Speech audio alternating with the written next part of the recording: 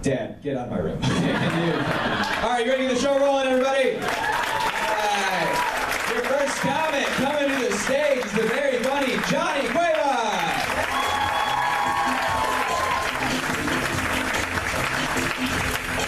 Give it up for Eric, everybody. Woo. Hi, my name is Johnny Cuevas, and if you guys can't tell by my face or my last name, I am a Latino. And like most Latinos, I come from a large family. I'm the youngest of 5. Normally when I tell people I'm the youngest of 5, they think that I'm spoiled, but that's not the case because my parents were really good at letting me know I was not wanted.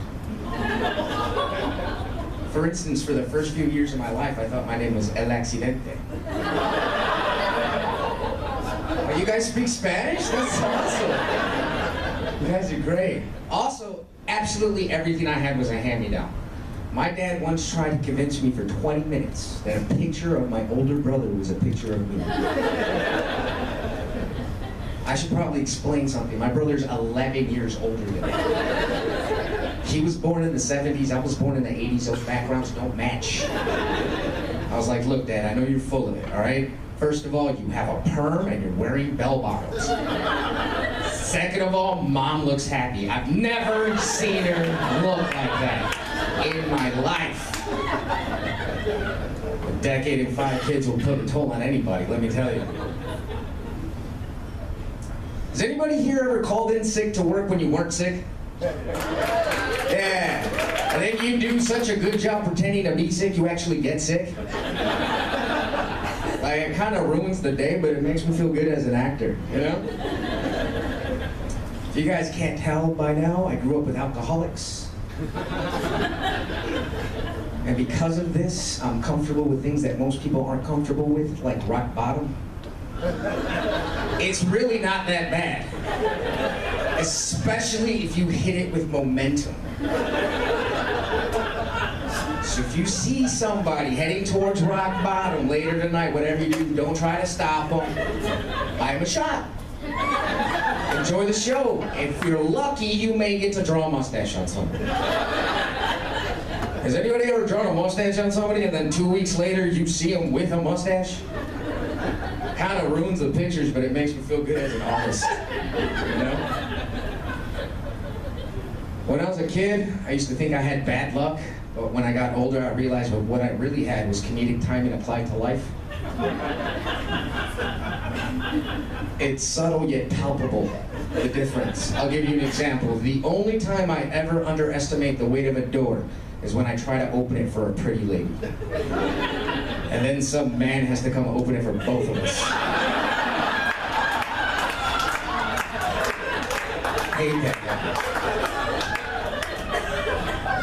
So I started to examine my life, my 2 lives, my real life versus my comedic life. Because it is versus. What's good for one is never good for the other. That's why if later tonight you see 2 comics talking in the back, and one of them's laughing, that just means somebody died in the other one's family. Comics are sick.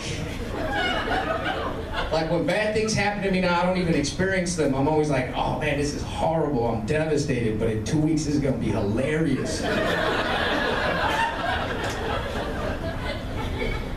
It's a survival instinct. After the apocalypse, the only 2 things that are gonna be left are comics and roaches. But it's not all good. There are some things we don't handle well. Like the other day, I got a rejection letter for an audition I didn't even go to. I'm still feeling it right now.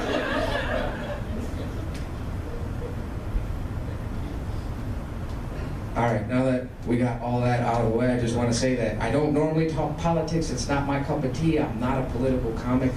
So I'm just going to hurry up and get through this one, all right? Especially since looking around this room, I can tell I'm probably not going to be on the popular side of this issue. But I just got to say it. I'm going to get it out of the way. I personally think, in my opinion, mullets get a bad rap. Hear me out. What other haircut in the history of humanity lets you know everything you need to know about somebody instantly? Like I walk in, I see a mullet, I'm like, that dude does not need to be high to eat a Slim Jim.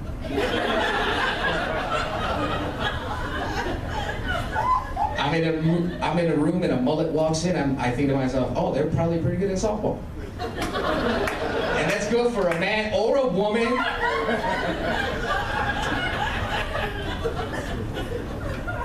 I just got the lights. And you guys know what that means. You're doing great. Keep going.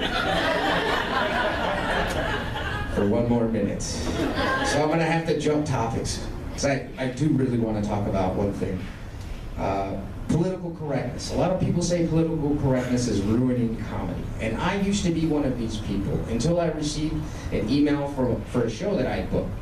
And in the email, this is exactly what the email said. I want to tell you what it said verbatim. It said, we at the club would like for you to refrain from discussing the following 3 topics. And this is what it said verbatim. Rape, spousal abuse, and retarded children. That's what the email said, retarded children. And if it wasn't for that email, I never would have put all 3 into the same joke. I'd love to tell it, but I'm out of time. Thank you very much. I'm Johnny Cueva. Over Johnny, everybody. All right, your next song, we're going to keep moving. He's very funny, one of my great friends. You remember Austin LaFleur. Give it one for Eric, everyone. Give it up for him, huh? It's pretty cool. My name is Austin, in case you guys are curious. Yep, I'm a hot tween, so it's great to be here. I'm just here to model for Kids Gap.